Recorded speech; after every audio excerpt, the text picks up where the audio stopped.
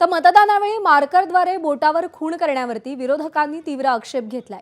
मार्करची खूण सॅनिटायझरनं पुसली जात असल्याची तक्रार करण्यात आली आहे। राज ठाकरेंनी मार्करद्वारे खूण करण्यावरती कडाडून टीका केली आहे। मार्करची खूण पुसून दुबार मतदान होण्याची शक्यता वाढली असल्याचं त्यांचं म्हणणं आहे।